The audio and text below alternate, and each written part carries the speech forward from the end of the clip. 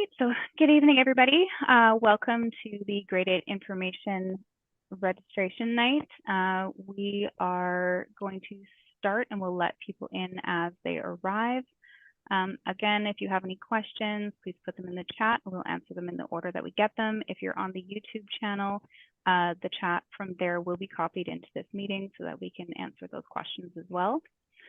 We're going to start tonight with our territory acknowledgement. So we'd like to acknowledge that we are grateful that the work of our DPAC and our PACs and our school districts take place on the traditional and unceded territories of the Halkoominam speaking people of the Katzie First Nation and Kwantlen First Nation.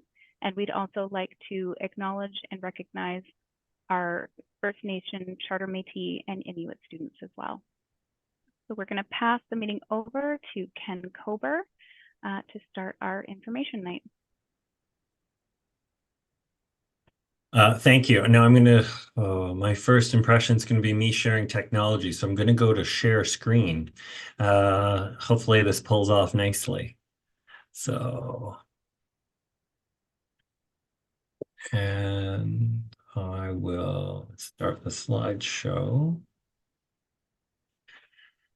Hopefully everyone can see that. My name is Ken Kober. I'm an assistant superintendent in the Maple Ridge School District. I'm really happy to be here tonight. Part of my portfolio is secondary schools, and I'm not here alone at the start of this meeting. We're really fortunate that 5 of our 6 secondary school principals were able to make themselves available tonight and be a part of tonight's presentation. Because it's an electronic meeting, I'm going to project the assumptions that we have made in preparation for our presentation. We've assumed that the majority of our audience members are likely parents approaching their first time experience as parents of a secondary school student. So I guess I would say on behalf of our organization, welcome to high school. We do understand it is a significant change and it's a fantastic opportunity for both students and families.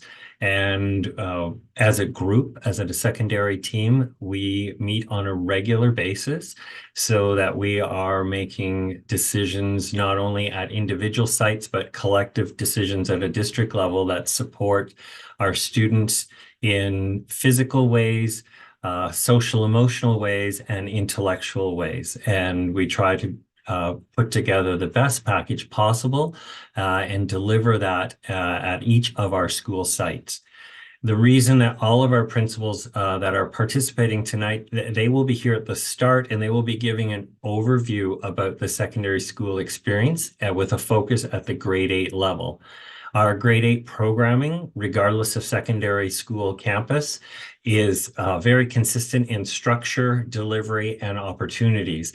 And so together, we put together sort of pieces. There's sort of 5 or 6 different components that will be addressed by the secondary principals.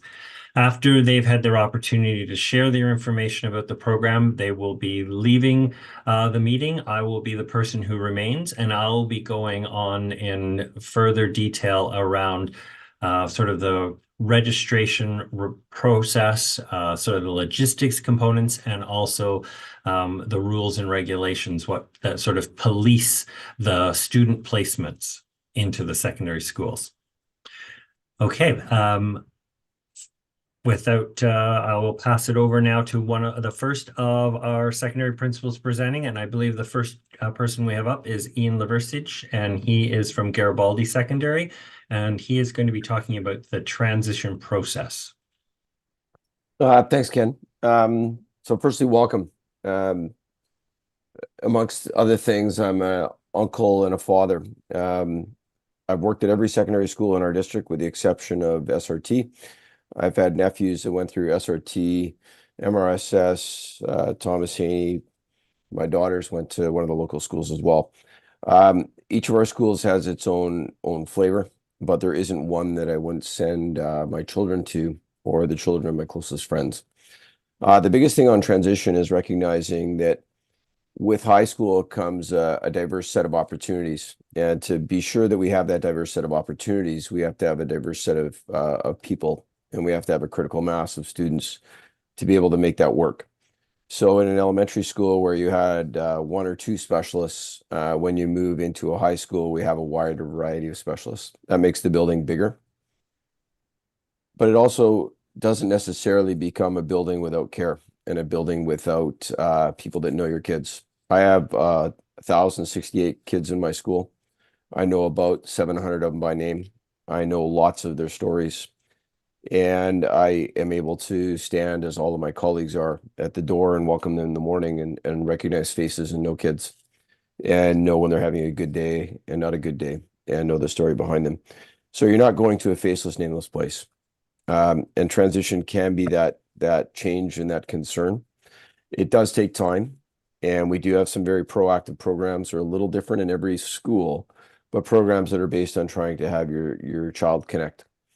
Every school will be doing a walkthrough day. We call it a grade 8 day. It's a grade 7 day where our grade 8s stay home for the day.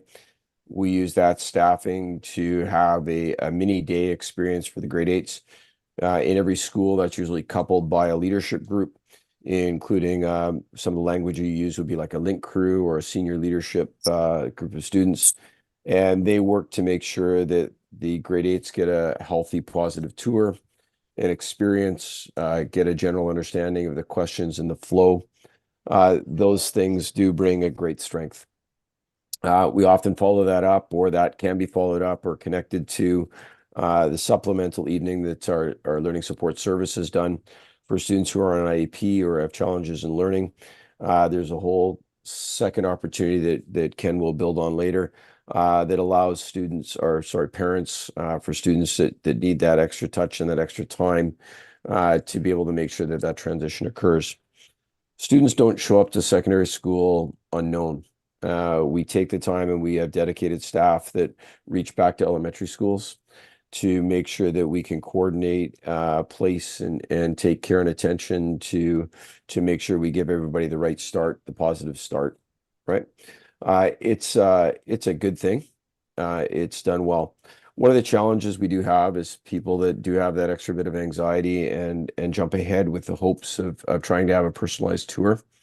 Next year, I'll have over 200 grade 8s again. The opportunity to do 200 personalized tours is a bit difficult. In fact, it's impossible. So we lean on that grade 8 day where the students get the opportunity for rotation. And we lean on childcare workers or people at elementary schools to try and target those students that really need that extra touch and that extra shine to make sure that we do that transition. Another good source of information to try and reduce the anxiety is the websites. Every school has a website, and they are managed and updated daily. Now, the daily update may be a little bit in the form of a newsletter. It may have some things as simple as clubs and teams that are participating, activities that are participating, dismissals for some of those. It also may have information as simple as the cafeteria menu, etc. A good healthy tour of any of our schools' websites will help try and give a framework. The majority of our schools still post historic newsletters, so you can look back on that and try and get the information. I would resist the urge of jumping onto social media and asking questions about schools, because very often the opinions are of the past. And having again been in all of the schools, I do know that things change. My last little bit is just an example of why we are in a good place. For me, the rubber meets the road in graduation rates. Statistically, in our province, the graduation rate floats around 85, 87%. 2 years ago, our district was second in the province for graduation rate, and we push our graduation well above 96, 97, and really honestly, it depends how you count in there. But in a more specific exemplar, last year I had 194 eligible graduates. 192 made it across the finish line, and the 2 that didn't are finished now because we supported them through summer school. That's because we all work in a community that care. So don't be afraid to ask good questions. Don't be afraid to dig on the website, and if necessary over time, make sure you reach out in that. I think next I'm going to pass over to Darren, who is going to overview some of the standard grade 8 scheduling, elective rotation, etc. Darren. Thanks, Ian. Yeah, very well said. Good evening. I'm Darren Rowell, principal of Thomas Haney Secondary. I have been in the district for 30 plus years, and like Ian, I have been at 5 of 6 high schools as a teacher, vice principal, or principal, with the exception of Pitt Meadows Secondary. I'll share briefly about the classes that students take as grade 8s. As Ken said at the beginning, classes are very uniform across the district, as is sort of the delivery model and the electives that are available to students. There are 4 main academic courses, just like elementary school: English Language Arts, Social Studies, Science, and Math. Students all take Phys Ed, and they take French. The big difference occurs, and I think a little bit of the magic of high school is in the elective rotation. So in grade 8, it's a standard set of 8 courses that all students take, very similar in all of our high schools across the district. And students in grade 8 begin taking electives, and the electives are rotations. There is an ADST rotation, and ADST is Applied Design Skills Technology. And these are courses such as foods, textiles, so sewing class, woodwork, metalwork, computer studies, computer skills, robotics, marketing, business education, or career. So I named about 7 or 8 courses, and schools will have typically a rotation of 4 or 5 of those courses.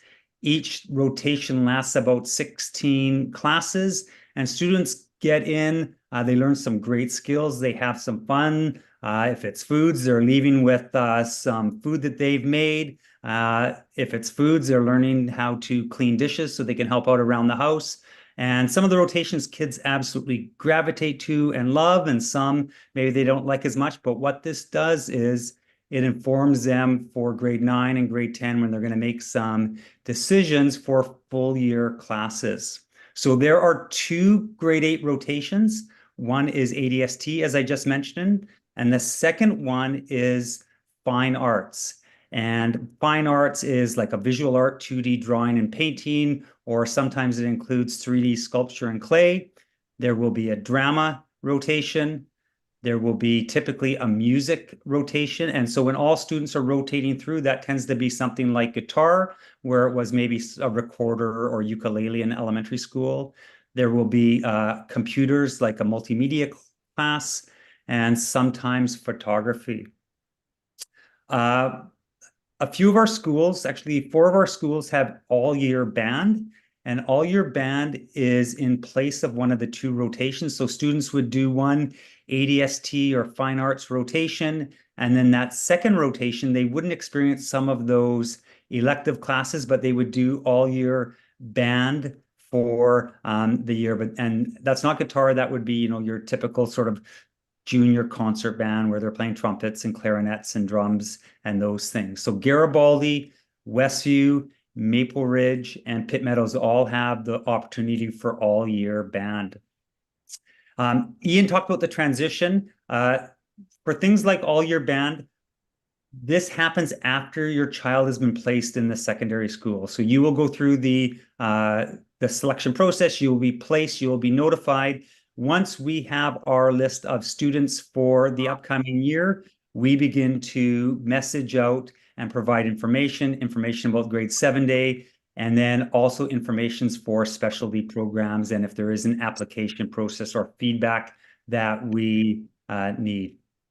So just to summarize, grade 8, students take 8 classes. They tumble throughout the week. They have those 8 classes sort of 2 or 3 times per week, depending on how the school is structured. The academic courses are the same, and they have the opportunity to experience some really cool electives in the ADST or fine arts.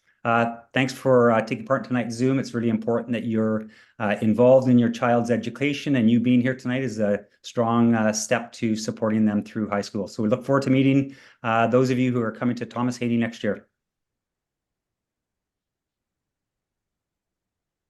Thank you, Darren. I think following Darren, we're going to have a conversation regarding assessment and reporting. I'm not sure if Colin Sharp was able to get through. There was a Zoom link complication. So I will just go forward with assessment and reporting, and I'll ask the other principals to, after I give my blurb, if there's anything you think should have been included, please feel free to jump in to add. I would say from an assessment and reporting point of view, from a grade 8 parent, it isn't as big a deal for your incoming grade 8s because the assessment and reporting, the ministry came out with a reporting order that this year that actually aligned the reporting process at the grade 8 and grade 9 level so that it was more in keeping with what's been going on with our K-7 students. So students will continue in their courses. All the courses Darren was talking to you about, they're going to be assessed on the proficiency scale, so that emerging, developing, proficient, extending, those four different measurements. Those are the measurements that are given to students. I don't know if we've mentioned, so the process, the timetable at a secondary school, we will be having a linear timetable. We currently have a linear this year, and we will be having a linear next year at our secondary schools. During the pandemic, we did convert to semestered, so you may have heard the word semester here or there, but we are not. Our secondary schools are all linear in structure, meaning the students take all their courses across the school year, starting in September, going to June. So there are 3 formal report cards in that time, and then we also have 2 sets. The formal report cards kind of the first one's end of November, 1st of December. Then we have one that's sort of April, and then the final one in June. And there are 2 sets of parent student-led conferences at the secondary level. We do one in the fall. It's usually in the October time period. And then the second one we do early spring, and that's coming up now for us in around the February time zone. And they are done in a format where you get to sign up for your time slots and you meet with your individual teachers that you're looking to make appointments with. Other things to include in the assessment for you to understand, your students will be currently at the grade 7 level be dealing with the core competencies. So the 6 core competencies, we continue with that core competency reflection at the secondary level. And I think, is there any other bullets I might need to cover? Anything I've missed there? Throwing out to my principal audience. Yeah, and that's why you're the boss. It was absolutely outstanding. Fantastic. That's excellent. All right. So now I'm going to throw it over to Catherine Blanco. She's the principal at Westview, and she's going to be talking about student services.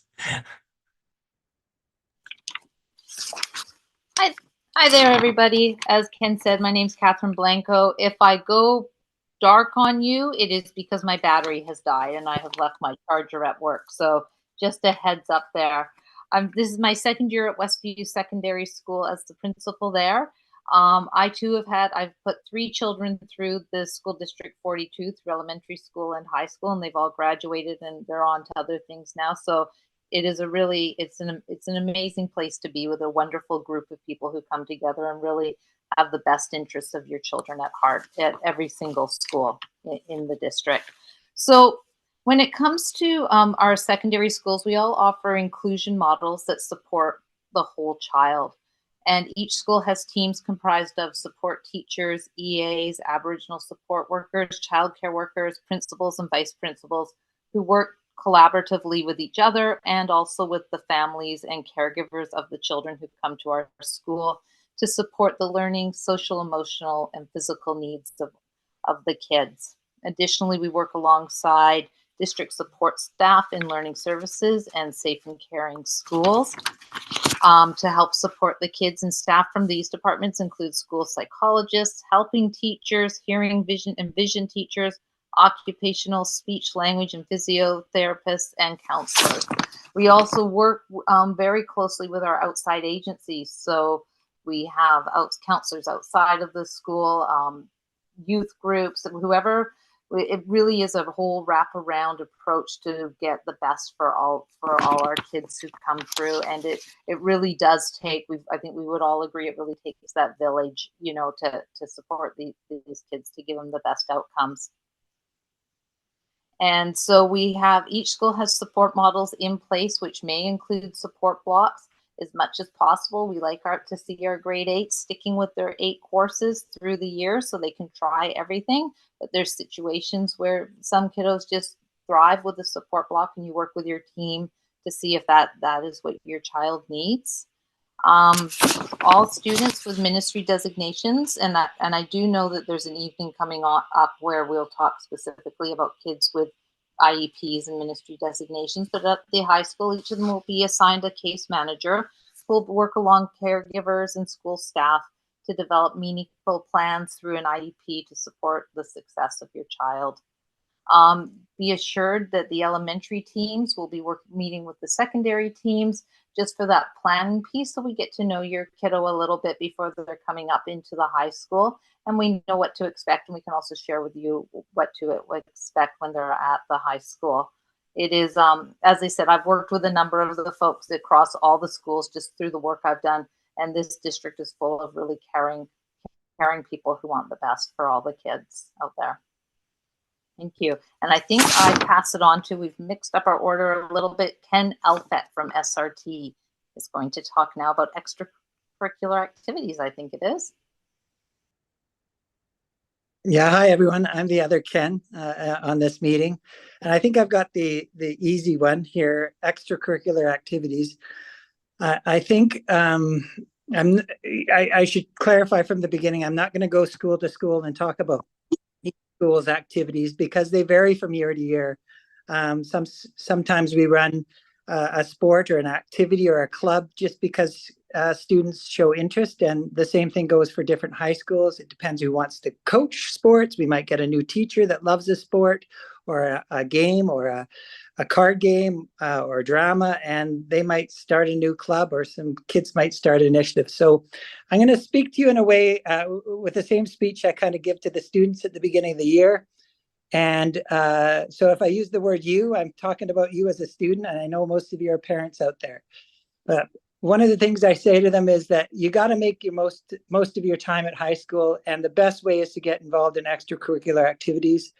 These activities can have a profound effect on students, and it can support academic and personal growth. I'm going to talk about 6 things that are kind of go along with extracurricular activities. One is skill development, whether it be things like sport teams, engaging in the arts, acting, other kind of drama-related things that kids can do impromptu with clubs at lunch or after school. Kids develop and manage their leadership and time management and communication skills by working with each other. One of the ways they can become well-rounded as well is through getting involved in things outside of class. We don't want class to be all about academics. We want them to kind of have a more, kind of passion-based approach to life outside of the classroom. Colleges and jobs, they love extracurricular activities. They like to know kids are involved in things outside of the 9 o'clock to 2 o'clock schedule at schools. And most of the schools I've got, I walked into the school this evening, and there's a scholarship meeting going on. There's basketball winding up.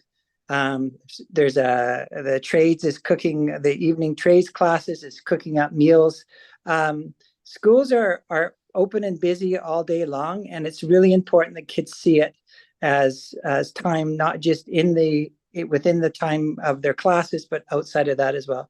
Friendships often come, I don't know how you feel about this as parents, but a lot of friendships come from those special interest activities. And if you go into the most of the school's computer labs or rooms at classrooms at lunch, you'll see kids playing games, card games, board games, chess, video games, things like that. And those activities often bond students together for life, and you find your companions through those things, not necessarily through your chemistry class or your social studies class. Stress relief. it is important for kids to have some relief from the stress of school, from going from one classroom teacher to potentially 8 or even more with 3 rotations can be stressful. Not necessarily knowing that you've got a home. As Ian says, we do our best to get to know kids, and all our staff do. But it's important for kids to connect and discover passions and try activities that that they enjoy and can laugh about and bond. And so it can be very stress relieving for kids to know that they've got times in their day where they're going to really enjoy themselves. And I mentioned this before, but time management, nothing's better than a busier kid, you know. I mean, they might say they're stressed, but when they're busy, it's a good thing. When they've got something to get up for in the morning, whether it be an early morning volleyball practice or to get to school to kind of put on a movie production that they've been filming or getting ready for class. Those things are really, really important. And if they're busy, you'll find it easier as a parent, and you'll find your kids more engaged in school. So my promotion, and all of us as administrators, you'll see us at the buildings all times of day and night. I know that Mr. Rowell a couple of days ago did a sleepover, not a sleepover, a 24-hour overnight activity with all the students. And I think he had over 400 students there. There's lots going on at school, so don't hesitate to get involved in activities, and encourage your kids to get involved in activities and make the most of the high school journey. Because that's where what they're going to remember is all those extra things they do. Sorry if I talked really quickly, but had a lot to get through. Thanks, Ken. Thank you. And I think we're going to go back to Ian now to talk about the role of the high school parent. It's a fancy way for saying I get to back cleanup. Yeah. So what I've hoped you've heard is that you're moving from one community to another community that's a little bigger, has a more diverse set of opportunities, and really isn't that scary place. But one of the things that makes it less scary is the opportunity to communicate. Every school puts every teacher email address out in a public way. That doesn't mean that you need to be emailing the teachers every single day about every issue, but it's an example of the fact that we are there, we are available, and we do work to communicate. So some sort of pro tips, I guess, that I've learned over time, working to try and get kids to change patterns and improve and be better. A real simple thing is the first conversation when somebody comes home. Even as a parent, I would ask sometimes, "What'd you do at school today?" And being that I'm a dad too, I would get the "oh, nothing," whatever, the one word answer. And what I found worked really well for me as a family, and what I've coached other people to do, is to ask a question, and be able to frame that question about what courses the child had that day. Mr. Colbert, Ken identified that we're all in a semester system, or sorry, we're not in a semester system, we're in a linear system. That means we have a set of classes of 4 classes one day, and we'll have a different 4 classes the next. It's a great parenting tip to be able to follow and be able to ask based on specifically what classes your son or daughter had on that day. So one way to track that is it also can link very nicely to sort of the homework plan for a student, is to be able to download the school app.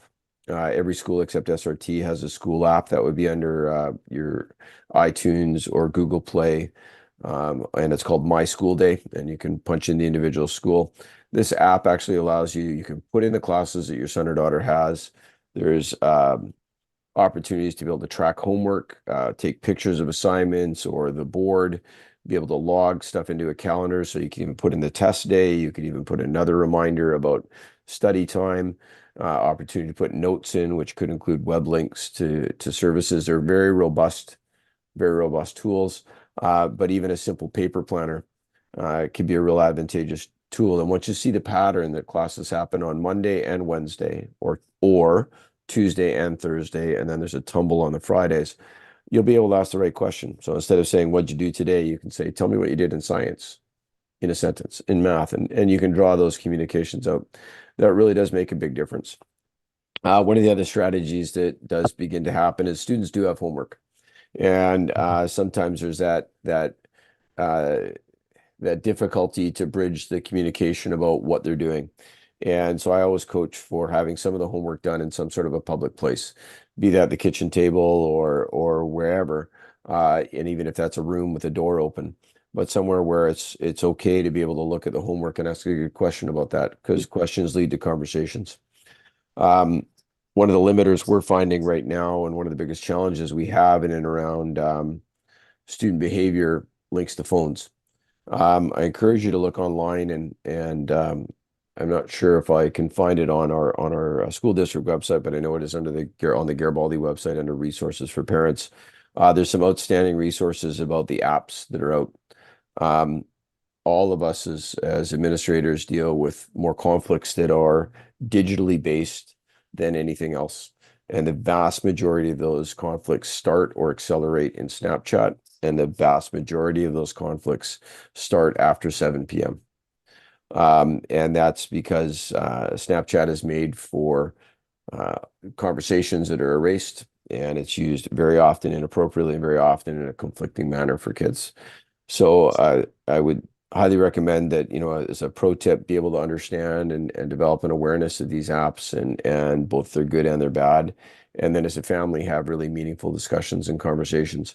There's an increasing awareness that the communication patterns developed by children now are changing quite dramatically because of phones. And very consciously, a lot of schools, including SRT, will begin to move that way next year, are looking at some real serious limitations to make sure that education is in the forefront, not digital socialization.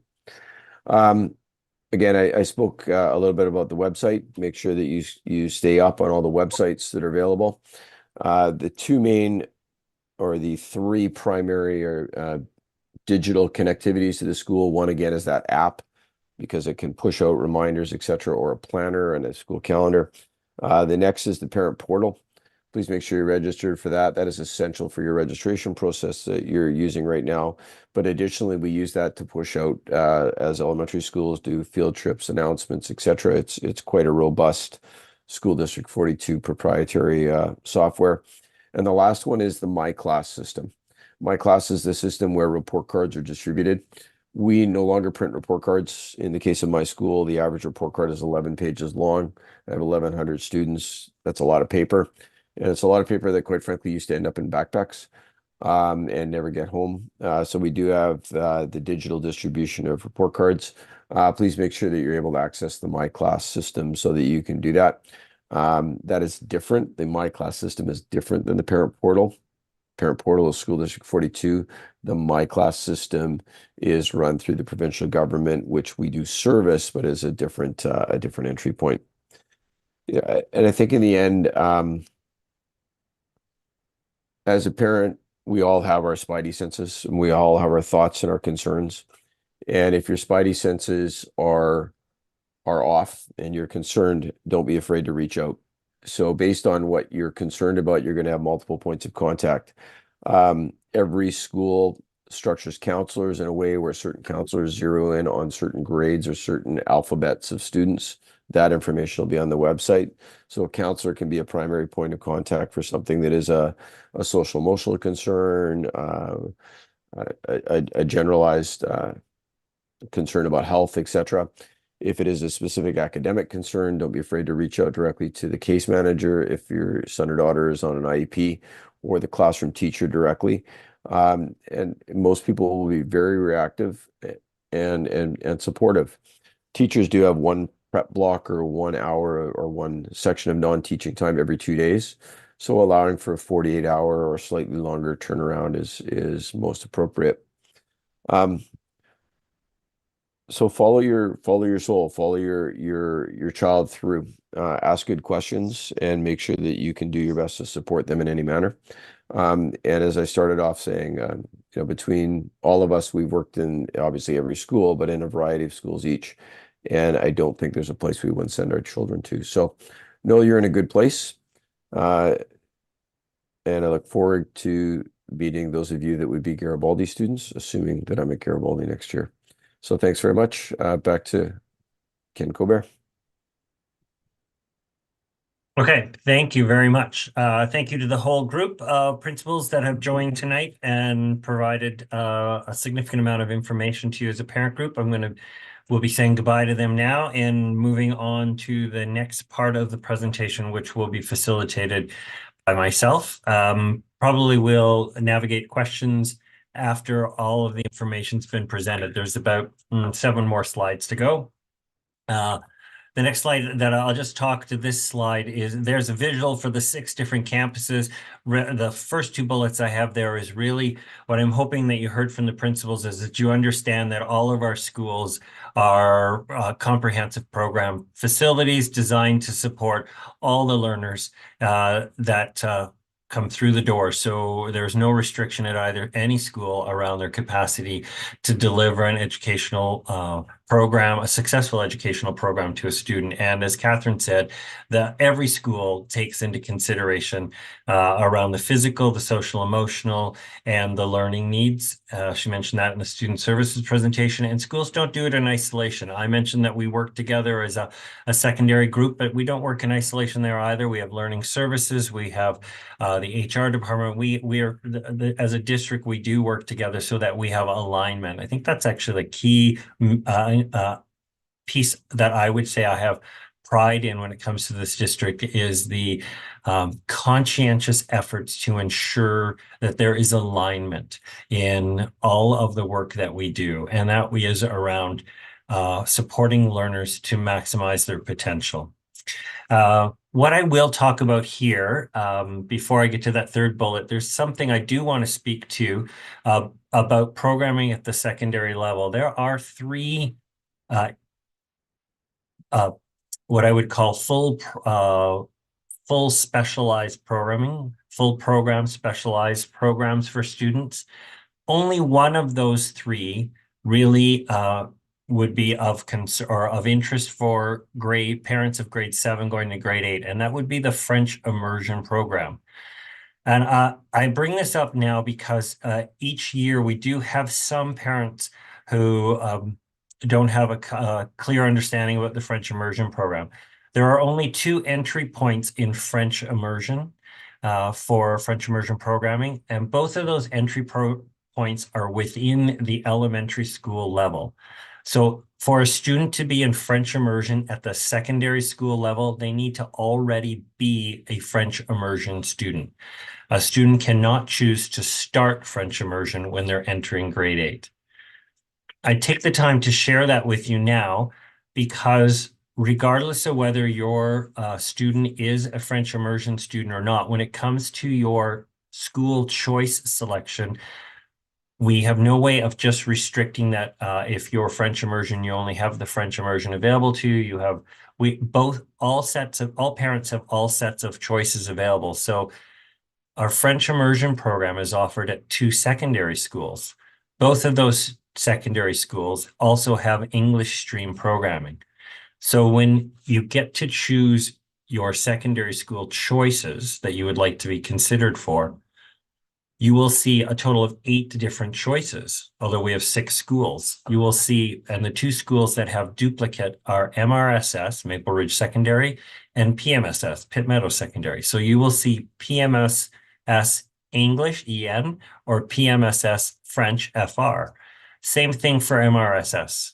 So if either of those schools are going to be choices for you, you do need to pay attention to the suffix, I guess, on the choice. So make sure it is the French or the English you're picking. The other 2 programs I want to speak to you about, I'm sharing the information with you now because sometimes people think because of these programs, they need to make a decision about grade 8. You do not need to make a decision about grade 8 for these next 2 programs I'm going to talk to you about. The first one of these 2 programs is the IB program.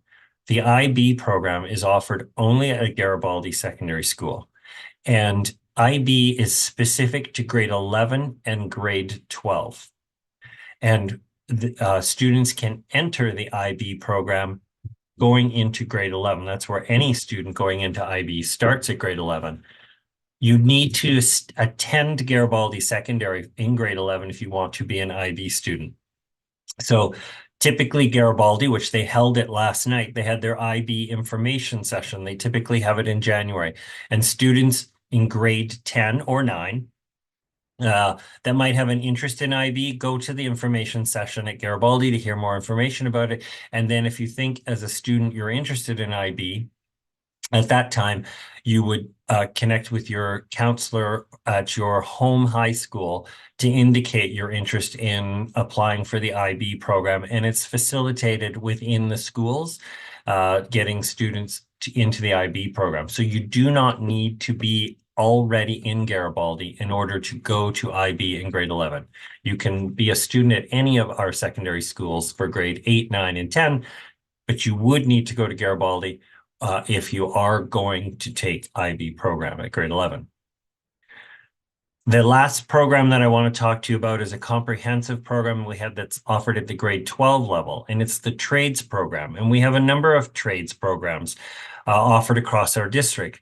They are hosted at secondary school campuses, and 3 of our 6 secondary schools host trades programs. So SRT is one of our host schools, Westview is one of our host schools, and Garibaldi is a host school. So 3 of our 6 schools host grade 12 trades programs. Again, if you are thinking you want to go into a trades program, you do not have to be at that school starting at grade 8 because you want a trades program that's at that school for grade 12. Very similar. The trades program enrollment happens at grade 12. It's in your grade 11 year. You declare that you're interested in that. Your home school coordinates that with the trades program facilitator team, and we get you enrolled in the trades program of your choice, and then you will need to attend at that trades school for that grade 12 year. The flip is, if I'm attending the school with the trades program, does it mean I have to go into trades? And the answer is no. The schools that have the trades programs also offer the sort of traditional graduation program process as well. And that's the same with Garibaldi's IB program. If I'm a Garibaldi student going into grade 11, that does not mean I have to take IB. I can, as a Garibaldi student, choose to do a traditional Dogwood graduation program. I do not need to have to participate in IB. I need to declare at my grade 11 year if I am a Garibaldi student, whether I'm choosing IB or not, but I don't need to do IB just because I'm at Garibaldi. Okay. Hopefully that helps clear up some questions people might have had. Next slide that I have for you. Oh no, the last bullet on this one, I actually should address that. About the assignment for schools. All right, so the detail for placement for students. There's clarity around it, and if on our district homepage website under the board information, there's a policy, and it's in the 9000 section. There's a board policy 9200-9200, which is about student placement and how we do place students, what our criteria are driving our placement process. And then there's a procedure, which is 9200.1. Again, on that board policy, you can see the placement process. If you go on the website, look at that, you'll see under secondary schools, it's delineated. We have it delineated by 7 points. I streamline those 7 points in my mind when I think about it. So there's numbered 1 through 7, and I think of number 1 through 4 as all sort of being the same cluster, and that's about in catchment. If you live in a school's catchment, that is the priority for your placement. So we, in a sense, place priority on assigning students to their catchment school. And then from after bullet 1 through 4, then there's bullet 5, 6, and 7. And bullet 5 identifies that if you have a sibling in the school, an active sibling in the school, then there's sibling consideration for placement.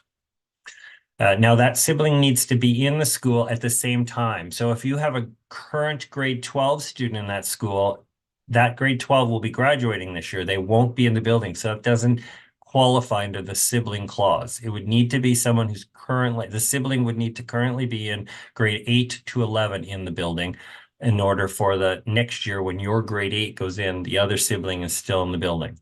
So first priority is catchment. Second priority is sibling. Third priority, or point 6, is about students that do not live in the catchment of the school, but they are in the district. They live within our district, and so they are wanting to attend a school outside of their catchment, but within the district. And then the sort of the final category is students that live outside of our district, but they are applying to attend a secondary school in our district. And this is all these criteria. So there's sort of the 4 streams: in catchment, sibling, out of catchment, out of district. All of this is dependent on your home address, current home address. So now then the next slide, Ian Liversidge mentioned this to you as parents. He talked about the parent portal to you. Hopefully many of you on this call already have parent portal accounts and work with that with your elementary school, but we may have listeners tonight that may not have parent portal accounts. You can go on to our parent portal district website to register for a parent portal account.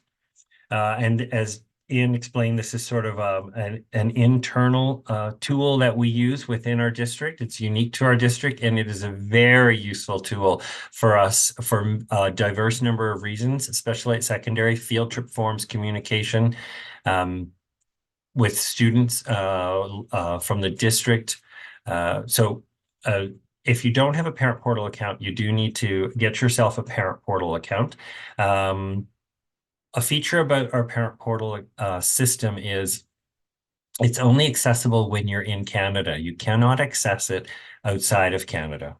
And I share that with you because when I start to talk to you about the registration process for this and what that looks like, it is important if you are concerned about which becomes a kind of an ingredient is the timestamp for your registration, because we deal with those priorities: the in catchment, sibling, out of catchment, out of district. But then it's looking at the timestamp for the applications within those 4 categories, and so the timestamp becomes crucial. If you're out of the country at the time of registration, then you can't get an application completed. So the starting point for our registration for grade 8, and every student that is interested in attending grade 8 at a secondary school in our district needs to complete a grade 8 registration. The parent portal opens for that on Tuesday, February 13th at noon. So Tuesday, February 13th at noon. And it will remain open until Tuesday, February 27th, at the end of the day, Tuesday, February 27th. Timestamp. As soon as you open your registration and you start to complete a registration form, your form is assigned a timestamp at a date and timestamp at that time. You do not have to have it complete and submitted to get your timestamp. And I love that our IT team have created the form that way, because it means you don't have to rush through your application. Once you get the application open and get it started, then it gets its timestamp, and then you can at your rate complete your application and then submit it. So please don't feel like you have to get that submitted before getting your timestamp. And one other key ingredient when you get on the parent portal and you're doing the registration on February 13th, which I hope everyone does, that they do it on February 13th, not that you get on. There are 2 buttons for you to select to start. And it just helps for us if you pick the correct button. If you are and it's because the application that you have to fill in varies. If you already exist in one of our elementary schools, we already have your information in our system, then you do what's called as an existing student button, and it'll be the orange button. If you're a family who either are out of district or are in our district, but you're currently not attending one of our district schools, you will need to click the new student button, and that's a green button. that application has more steps to it. Again, you get your timestamp at the start, so don't feel like you got to rush through all those steps. All right. This slide is communicating to you about the parent portal, how you can get one, and about accuracy of your home address. For those orange button people, the people that are existing students in our school system, you just need to make sure your elementary school has the correct address in the MyEd system. So in the MyEd system, that's not our parent portal system, that is the ministry system, but our parent portal system communicates within a 48-hour time period to get updated data.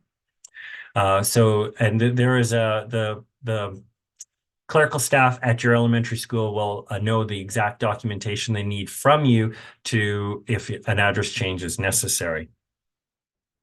Also, please make sure that when you're doing your parent portal application to indicate the sibling piece. If you do have a sibling that is in grade 8 through 11 for the school.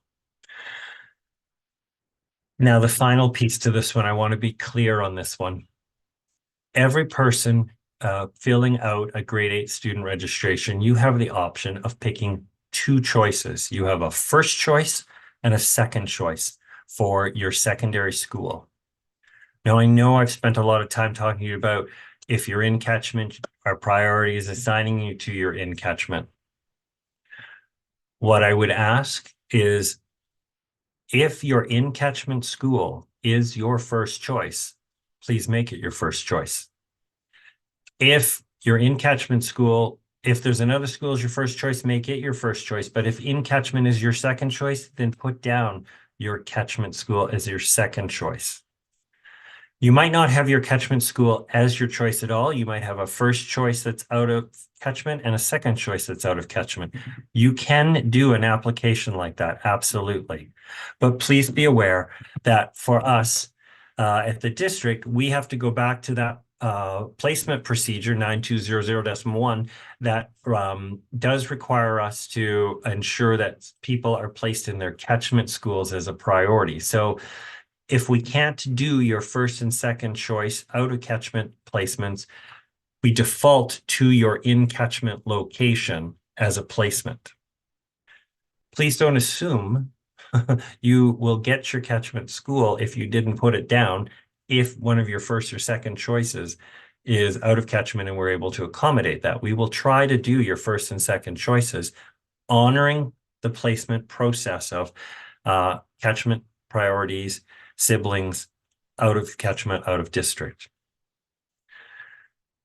And again, when it comes to those choices, please be aware that MRSS has two streams, the English and the French, and the only people who would be picking French would be families with students currently in grade 7 French immersion looking for French immersion.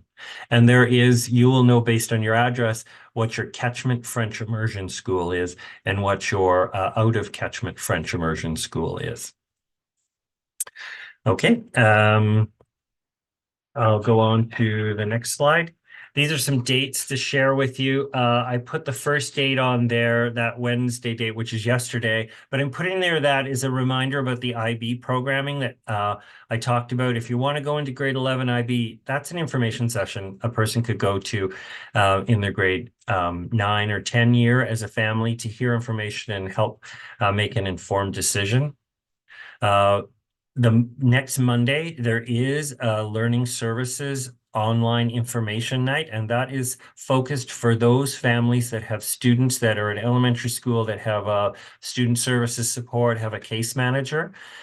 If you are a family with a student with that profile and you don't know about this information night, please reach out to your elementary school and your student service support staff member who works with your child, and they will be able to provide you with the electronic link to that information night. It is an online activity. The third date I have there is Wednesday, May 22nd. Ian mentioned this in our information at the start. This is the common grade 8 day, where all grade 7 students have the opportunity to go to the grade 8 school they have, or go to the grade 8 day at the school they have been assigned to. And so we have all the students attend their schools, and all the schools invest in with their staff and their students to organize activities that welcome and help students to better understand sort of the physical piece, settle the initial social emotional, and look at the learning for students. I also included in there about August. Many of the secondary schools have information or have opportunity for grade 8 students to come in August in advance. Typically, it's the Thursday or Friday before the long weekend, and they will have the grade 8s come in. It's not requirement. So as a family, if you have family obligations or plans at that time, it's not a requirement students go in. It's just another opportunity for students to have sort of the campus to themselves and have a little more individualized attention focused on the grade 8 only. Quite often this process involves staff leadership with student leadership. So senior level students, you'll hear is referred to as link crew students coming facilitating that. Okay. So now this slide here, what I want to address here is the grade 8 registration process closes February 27th, which is a Tuesday. And then by Friday, March 8th, we as a district will have gone through all those applications, and we'll have done the placements for students based on that placement procedure that our board policy, driven by our board policy. And families will get notification by Friday, March 8th of their child's placement. If as a family, the placement is not something, if you are wanting something other than the placement you have received, an option is for you as a family to complete what's referred to as a transfer request. Transfer requests are found on the website, access to them, and then it's done through the parent portal. But the information about transfer requests on our district website. The first transfer period will open up on Wednesday, March 13th. Opens up at noon. Similar process. Transfers are handled based on date, and timestamp. And transfers similarly work on that. If this is a transfer request to the school that is their catchment, is this a transfer request to a school that their sibling is at? Is this a transfer request for a school that they're out of catchment for? Is this a transfer request by an out of district student? So we still work on those exact same sort of 4 tiers when placing transfers. But you do a transfer request if as a family you're not satisfied with the initial placement.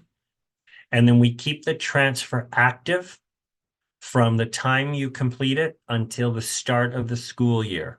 And it gets considered. We have 3 defined times that we do considerations for the transfers. So transfer requests open on March 13th. And then any transfers that are completed by April 3rd, we as a secondary team come together in April, early in April, and we consider all those transfer requests to see if there's any that we can actually accommodate at that time. Communication is sent out to all families with a transfer request in, whether you were successful in your transfer or not. If you were not successful in your transfer remains active. You do not have to do another transfer. That transfer will remain active, and then it gets reviewed again in the second wave of reviews. So any transfers submitted after April 3rd up until about the 1st of June, the end of May. I can't remember the exact date, I apologize, but it's in there, it's on the website. Those transfers then are considered in a June time period, and we see if we can accommodate the transfers then. Similarly, every transfer that is still active gets a communication whether they're successful or not successful.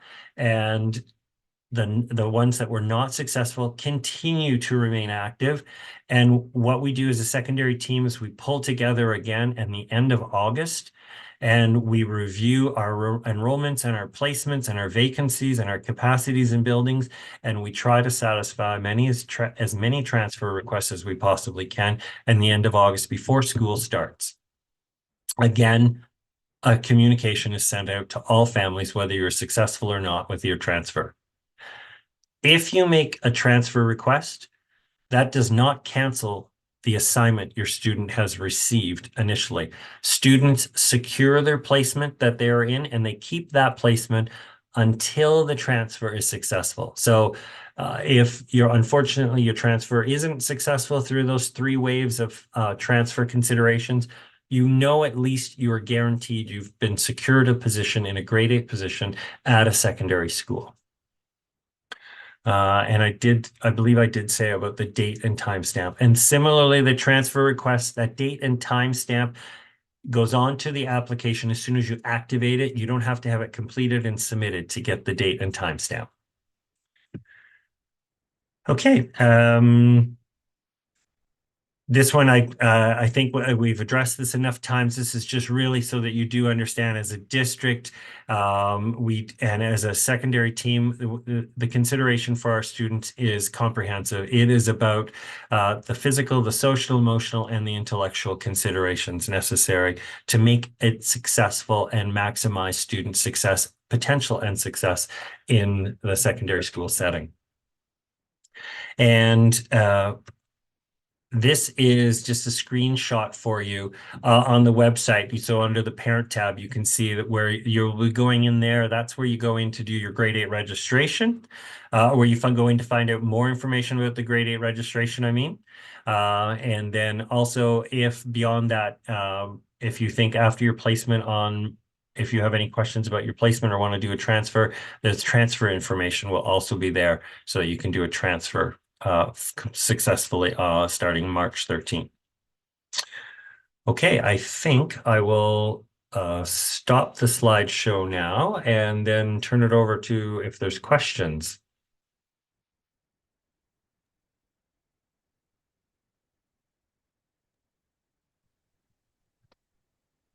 Yeah, so we do have a couple of questions, couple regarding the app for schools.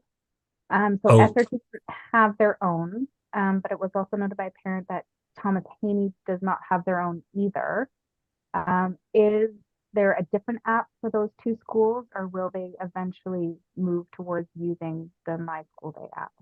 Yeah, I can answer that. I'm still on. Oh, thanks, Ian. Don't mind. Yeah, no worries. Last year, SRT and historically Thomas Haney haven't used the app. Thomas Haney uses a paper planner that does tracking of learning guide, etc., and that's a key part of their structure and form. And SRT had elected to do the paper as just as a feature of their school. Both of them will meet the need for organization and communication. The advantage of the app that I find is we use it to push out notifications for kids for events, games, and those basketball games, plays, those kind of things. The same sort of stuff that would go over the PA. So it does, the choice not to have it doesn't limit communication. And in fact, the cost of the 2, the paper versus the digital app, is about the same. So. Perfect. The next question is the IB program offered for French as well as English, or is it only available in English? You want me to do that one too, Ken? Go for it. It's a good thing we get along, my friend. So there's 2 levels of IB program that are offered at Garibaldi Secondary School. There's the middle year program, which is grade 8, grade 9, grade 10, which is inclusive. And what Ken was referencing, which is commonly called the IB program, is the diploma program. That's a program that leaves BC curriculum and does advanced studies, so kids can leave with university level programming. The IB diploma program, which is grade 11 and grade 12, to have a complete diploma, you're required to be bilingual. And so you have to take the equivalent of French 11, French 12, and first year university French, or have a first language speaking and reading level in a second language, and there is about 50 languages there that qualify, and we can support kids for any of those languages. So to do a full IB diploma, is it in French immersion? No, but you would graduate if you chose to do an IB full diploma. You would graduate with a bilingual diploma, English and something. So most commonly French, but we have had in the last 2 years Turkish, Finnish, Korean, Japanese, Chinese, Farsi, and I'm missing one, but you get the idea. Yeah, thank you. Perfect. When we're on the topic of IB programs, is there a separate application or is it just normal registration? So if you're applying for the International Baccalaureate Diploma program, so that's the grade 11 and grade 12 program, there is a separate application, and that is available if you're interested in that. Again, it's on our website under programs. We have all that stuff.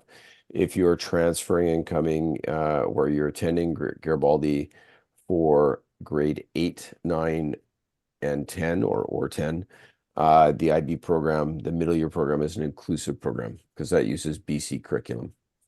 So everybody is in it. There's no application because everybody does it. Perfect. And if I could add to that, so that middle year program, the way the middle year program works, you don't have to start in grade 8 to be in it. So, No. if as a student, you're grade 8 at another secondary school and you decide, hey, I actually have an interest in that middle year program, you can start in grade 9. So families that move into our community from out of district, that are in Garibaldi catchment, there is no harm or hardship for a student starting in the middle year program in grade 9 or starting in grade 10. Yeah. Similarly, there's no hardship for a student going into the IB program at grade 11 if they did not participate in the middle year program. And another common denominator thing between Thomas Haney and SRT that might influence them not having the app that Ian was talking about, both those schools have a very wide use of Teams, Microsoft Teams, for communication with students and staff and making groups with students. So they do a lot of communication using Teams at those two schools. Perfect. And I guess we'll just keep on with the IB and then we'll get to the other questions. So if they were interested in the IB program, should they start with the middle years program? No, it's not required. No. Yeah. But if they think they're interested in the middle years program, then, and they're not in if they're in Garibaldi catchment, then, that at least from a point of view, they live in the catchment, they're interested in the middle year program, and that's our first priority placement for them. Put down Garibaldi as your choice if you have an interest in that program for your child. And then they're wondering if the IB program is the new IT. I missed part of that word, sorry. Yeah, so they're wondering if the IB program is the new IT program. I'm assuming they're meaning the cyber school. No, it's it's International Baccalaureate. It's a globally recognized program. It's well worth the Google of itself. It's not connected in any way to cyber school. Okay, and then the other questions we have here is, excuse me, if your catchment school is if you're in your school, your first choice is your catchment school, do you have to choose a second school? So if your first choice is your catchment school, do you need to put down a second choice? No, you could actually just leave a single choice there, indicating catchment is your choice for your placement. Sometimes families who are very committed to their catchment school will fill in their first choice and their second choice with the exact same choice to make it very clear to us as a district when we're doing the application. So you could do that as well if you want, if you really wanted to fill in the second one, but it's really you only have the single choice and that is your catchment school, go for it. Okay, and then when is the high school placement registration? So the grade 8 placement registration opens on that Tuesday, February 13th at noon. and you would need to be in, you'd have to have an active parent portal account. You would need to have been logged into your parent portal account and ready to click on that registration period for grade 8 transfer or grade 8 registration. So you'd need to be in the portal, have your account open and ready to click on that. And as I say, as soon as you click it open and start an application, that's when you get your date and timestamp. And I believe typically what they have when we get closer to the date, so probably, you know, say, so February 13th when it's open. So I would say, you know, February 9th, our IT team will have set that site up on the parent portal. So you can go there, and if you click on it, it'll come up with a time caps, you know, like an egg timer thing that rotates, and it'll indicate how many minutes or days away it is before that actually opens officially, which is kind of it's helpful because it actually, in a way, what it does, it reinforces to you that, yes, you're going the right route and it's working. Your links are working. And then we've got, is the transfer process through the parent portal as well?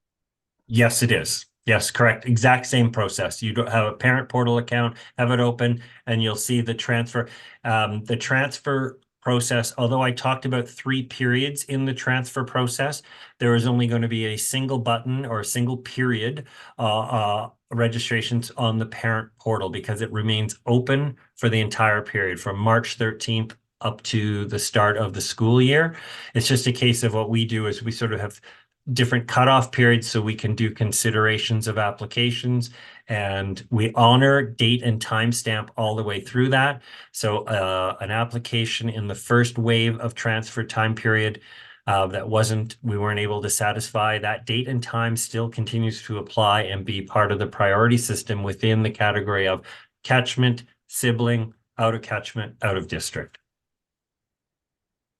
Okay. And can you register on the portal on your phone, or does it have to be done from a computer? You can use your phone. And in fact, that's an excellent question. My skill level is I would make too many errors using a phone, but what we have found is that a significant number of our users work on their handheld devices when they're working on the portal. So yes, you can. But if we are facilitating support with you with the portal, we typically at a school or at the board office facilitate it using a laptop. Perfect. And does Thomas Heaney have a special program, self-directed learning? That's an excellent question. Yes, Thomas Heaney does have an instructional approach, an approach to instruction that is unique. It does not apply to their grade 8 students. Their grade 8 student program is reflective of that sort of consistent program offered at all of our secondary schools. And the self-directed programming is sort of a gradual entry. In the grade 9 year, there's an introduction to that self-directed learning model where the students in the grade 9 year then start to use what's referred to as Great Hall instructional spaces. And in grade 10, more instructional time at grade 10 level is dedicated to the Great Hall instructional spaces. And grade 12 has the most amount of instructional time in a student's schedule dedicated to Great Hall instructional spaces. So that as a student in grade 8 at Thomas Heaney, it is there is no Great Hall instructional time for the grade 8s outside of the flex instructional time, which all students have at all schools. Okay. Does anybody else want to ask a question directly to Ken and Ian while we still have them here? You can raise your hand. I don't see any more questions in the chat.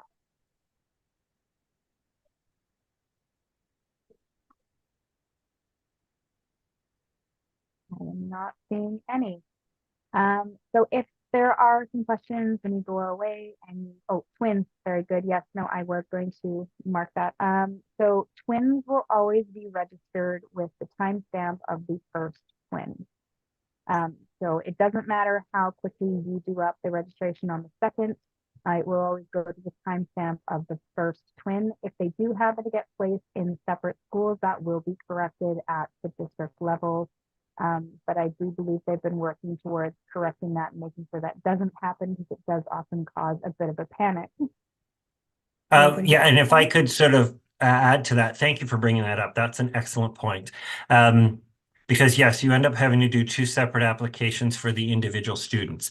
So you on the parent portal, you also have like a help button. You can go to an IT help button on the parent portal.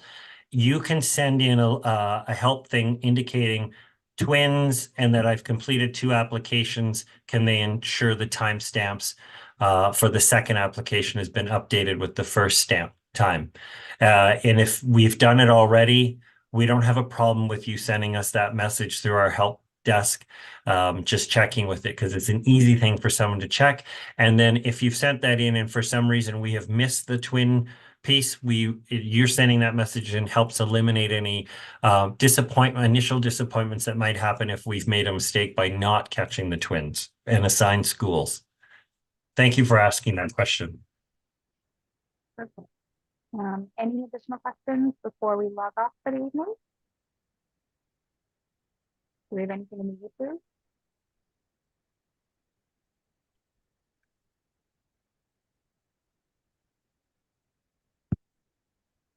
Oh, yes, there's one thing coming up from YouTube. One sec.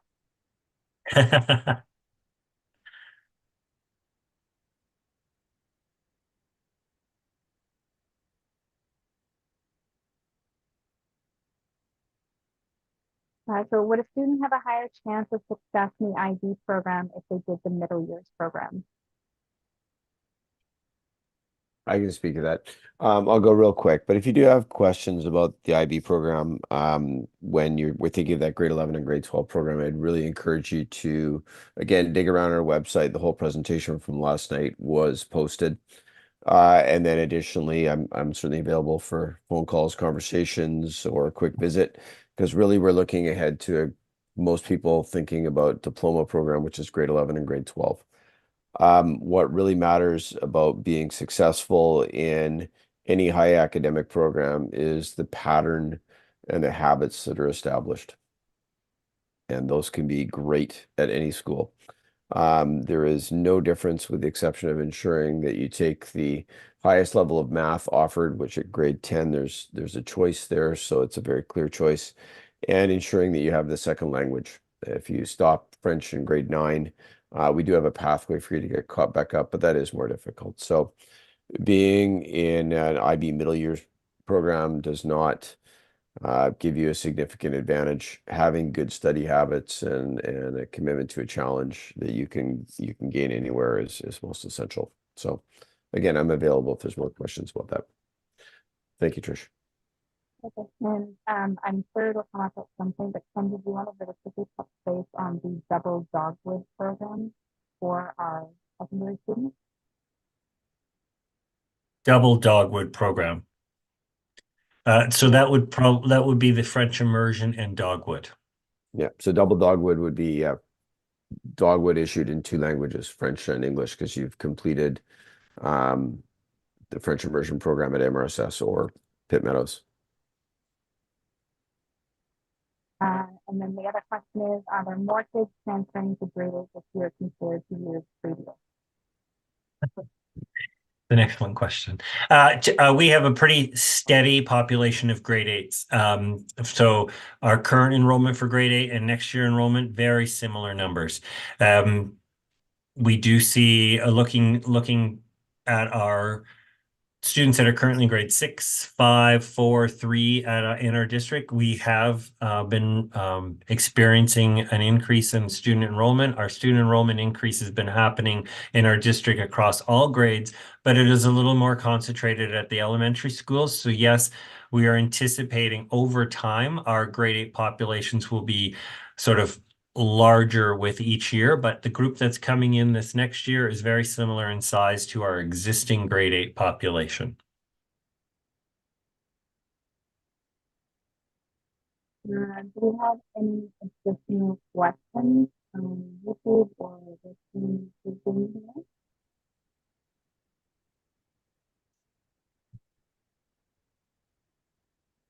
don't see any. The other one that someone did ask the other day was about the ECE, the early childhood education. Is that offered to our grade 12?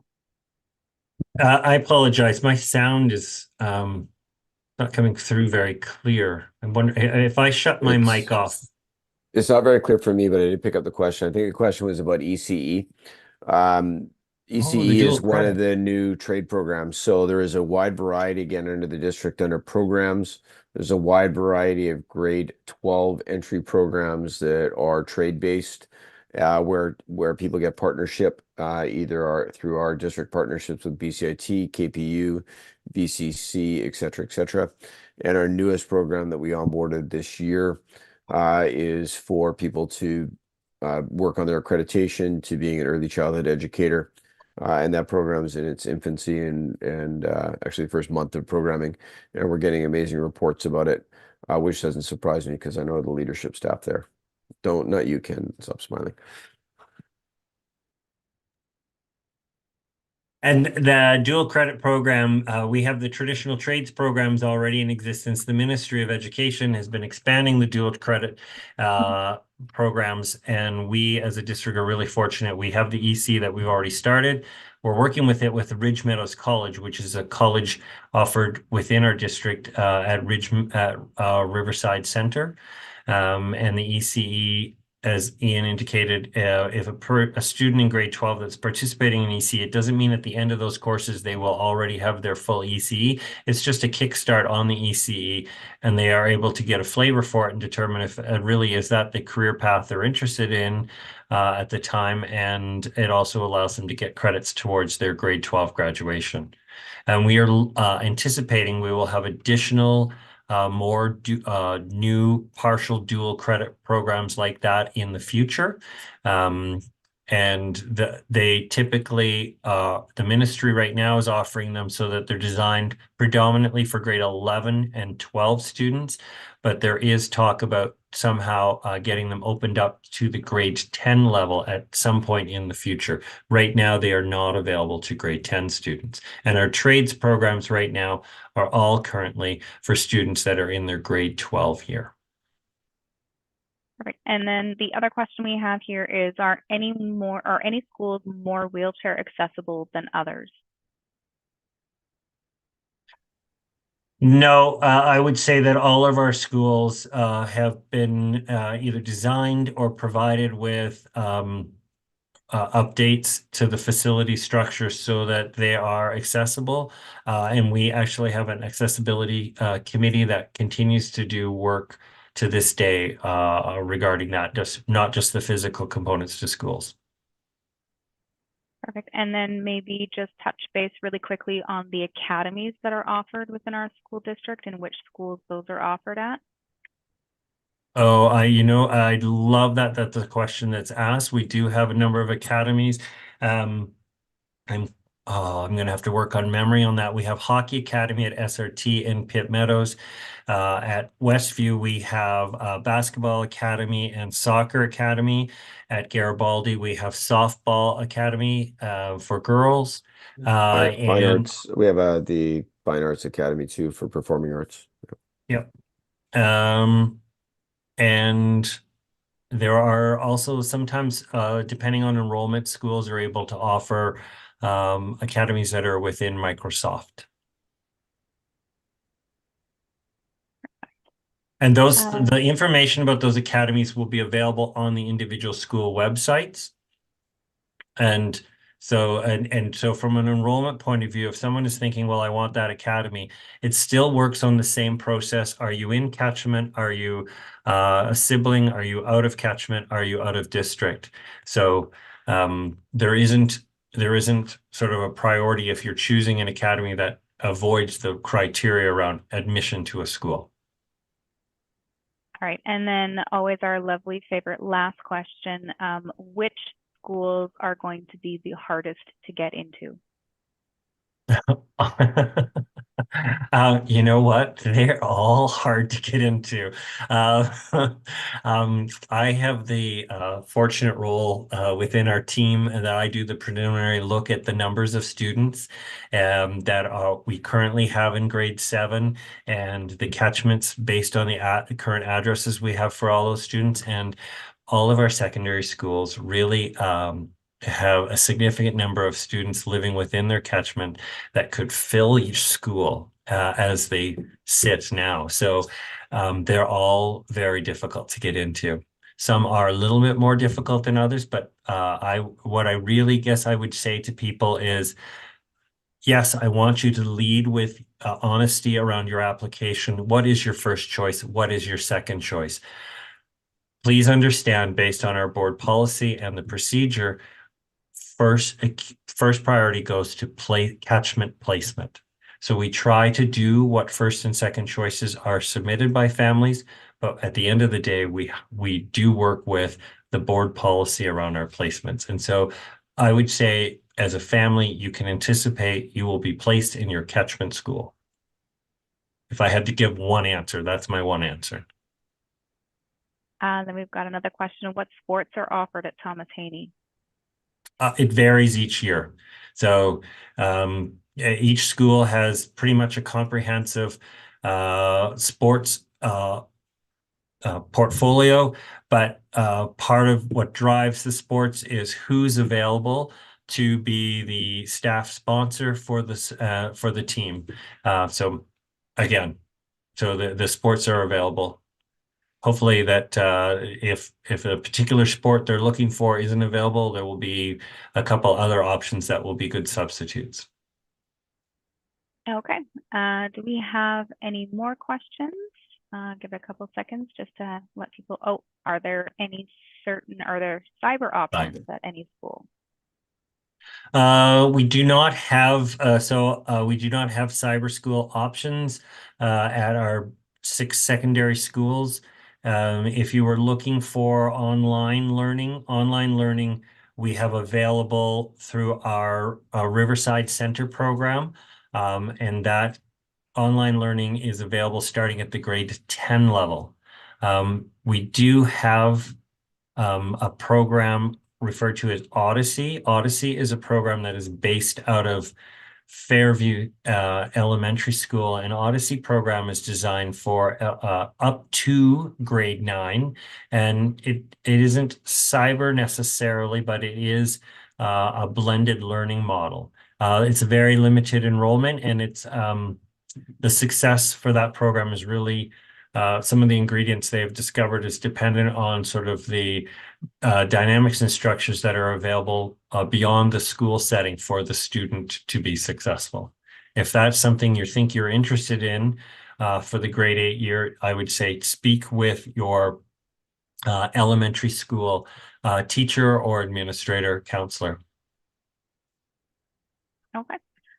Any additional questions?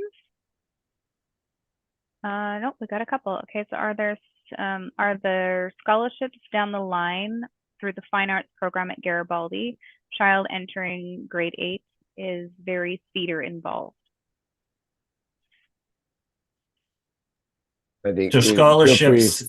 Yeah, I can go, Ken. I say scholarships are there's no specific scholarships linked to any sort of special program anywhere, I think, in their district. There is, if you go online, there is a scholarship booklet that is curated every year that gives an indication of the scholarships in our district. And there is many. If there is a specific question about a theater program or something, please feel free to call me directly. Just seeing as Ken's working hard, I can. Next question is about, I see it in the chat there with regards to football. At this time, I don't see any of our schools in the near future bringing football programs back. The key to those is adult leadership, and having been at schools that have started football programs, the expense of bringing one into fruition is hundreds of thousands of dollars, and you do need adult leadership as well as a venue. So I don't see that happening. Certainly for grade 8, it certainly won't be here. So.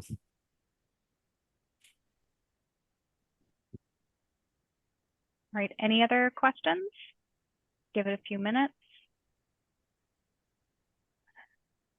So Ken, while we're waiting for people to think of any last minute questions that they might have before we let you go for the evening, where can they direct their questions to if they leave this call and think of something after the fact? Should they send them to you, or is there a specific person that they should be directing those questions to?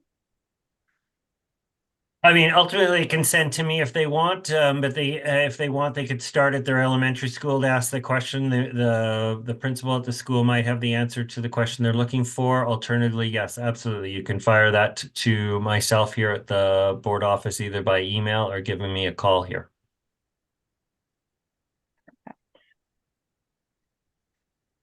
Either Okay. myself or my assistant Carrie will be able to give an answer, depending on the volume of questions we get. Perfect. And as always, from our district PAC level, we do like to encourage all parents that are having kids starting grade 8 at a new school to go out and visit your PAC meeting for June at your new school for grade 8. It is a great way to get a little bit more in-depth information from the PAC and the administrators on what's going on and any upcoming dates for September, as well as a great opportunity to get involved there if you choose. But we'll thank Ken Kober and Ian Liversidge for staying on for this long. And thank you so much for your guys' time and all of the information that you shared today. Thank you. I really appreciate families taking the time. And right. for the DPAC for organizing. Never a problem. Always here to help. It's awesome. All right. Thanks so much, everyone. Have a good night. Thank you. Take care.